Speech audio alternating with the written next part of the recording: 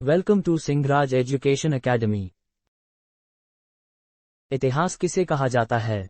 इतिहास को अंग्रेजी में हिस्ट्री कहा जाता है। ये ग्रीक भाषा हिस्टोरिया से लिया गया है, जिसका अर्थ घटनाओं का वर्णन होता है।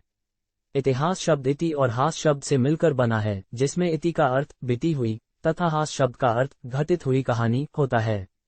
अतः हम कह सकते हैं कि अतीत का अध्ययन इतिहास कहलाता है। इतिहास की परिभाषा बताओ, जिसका जवाब कुछ इस तरह से है। घटित घटनाओं या उससे संबंध रखने वाली घटनाओं का काल क्रमानुसार वर्णन इतिहास कहलाता है। दूसरे शब्द में हम ये भी कह सकते हैं कि ऐतिहासिक साक्ष्यों के आधार पर भूतकाल की घटनाओं का वर्णन इतिहास कहलाता है। इतिहास के जनक कौन हैं? हेरोडोट्स नाम के यूनानी व्यक्ति को इतिहास का जनक कहा जाता है।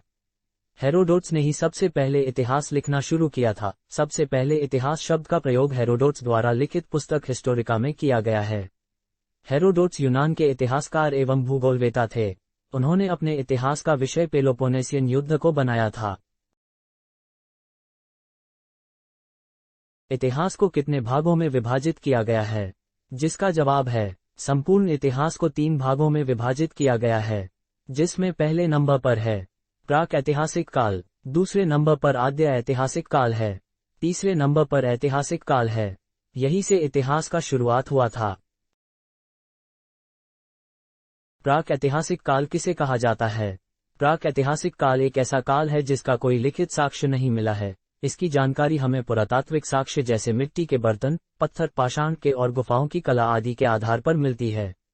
इस काल में अधिकतर पत्थर के औजार होने के कारण इसे पाषाण युग भी कहा जाता है। जिस काल का कोई लिखित साक्ष्य नहीं मिलता है, उसे प्रागैतिहासिक काल कहते हैं। साधारण शब्दों में कहें तो इतिहास का वह समय जब मानव पढ़ना लिखना नहीं जानता था। उदाहरण के रूप में पाषाण काल। अगले वीडियो में हम विस्तार से पाषाण युग के बारे पढ़ेंगे, जो परीक्षा की दृष्टि से बहुत ही ज्यादा महत्वपूर्ण है। आद्य ऐतिहासिक काल किसे कहा जाता है? जिसका उत्तर है आद्य इतिहास काल उस काल को कहते हैं जिस काल में लिपि लेखन कला के प्रचलन के बाद भी उपलब्ध लिपि या लेख को वर्तमान समय में पढ़ा नहीं जा सका है। इसके अंतर्गत सिंधु घाटी सभ्यता को रखा जाता है। इतिहासकारों और शोधकर्ताओं की माने तो सभी सभ्यताएं आद्य ऐतिहासिक काल से संबंधित है।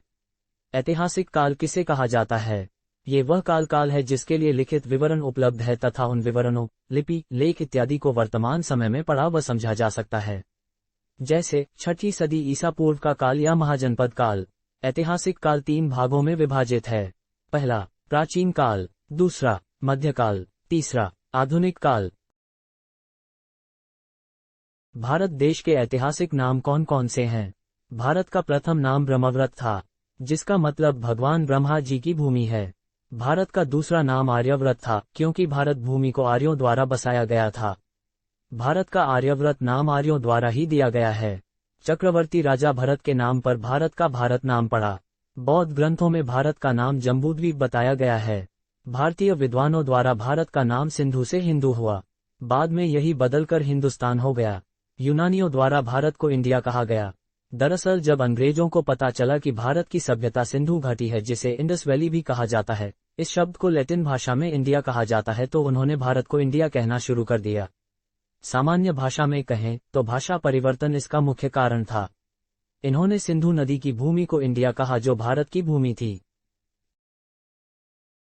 भारतीय इतिहास के जनक वेद व्यास है। भारतीय इतिहास की प्रथम पुस्तक महाभारत है, जिसका प्राचीन नाम जयसंहिता है। भारत की प्रथम प्राचीन धार्मिक पुस्तक रामायण है।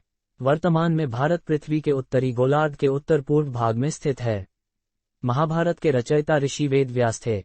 रामायण पुस्तक के रचयिता ऋषि वाल्मीकि थे। रामचरितमानस श्री तुलसीदास के द्वारा लिखा गया था।